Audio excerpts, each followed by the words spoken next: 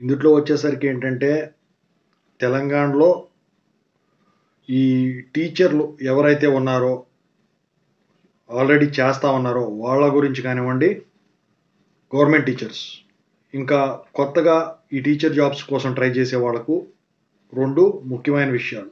So, ఇంతకీ అవేంటో చెప్పబోయే ముందు ఈ ఛానల్ సబ్స్క్రైబ్ చేసుకోండి. సబ్స్క్రైబ్ చేసుకొని తెలుగు ఇంజినీరింగ్ ఎడ్యుకేషన్ టెలిగ్రామ్ ఛానల్‌లో జాయిన్ అవ్వండి. వీడియో లైక్ చేయండి. షేర్ కూడా చేయండి.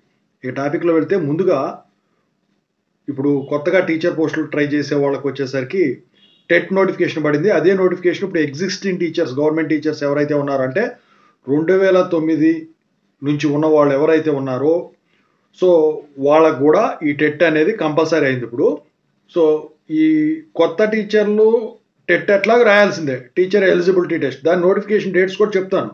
అయితే దాంతో పాటు వీళ్ళకి గూడా పాత టీచర్లకు కూడా ఉపయోగపడుతుంది. ఎందుకంటే 2 సంవత్సరాల్లో కంపల్సరీగా మీరు టెట్ పాస్ అయ్యి చూపించాలి. సర్టిఫికేట్ సబ్మిట్ చేయాలని చెప్పేసి తెలంగాణ ప్రభుత్వం సుప్రీంకోర్టు ఆర్డర్స్‌ని ఫార్వర్డ్ చేయడం అయితే జరిగింది.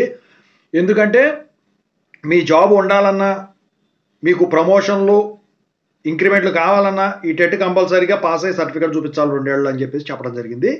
ఇక నోటిఫికేషన్ వివరాల్లోకెళ్తే ఈ నెల 15వ తారీఖు నుంచి 29వ తారీఖు వరకు ఈ అప్లికేషన్ అనేది మీరు అప్లై చేసుకోవచ్చు. ఈరోజు నోటిఫికేషన్ వచ్చేస్తది.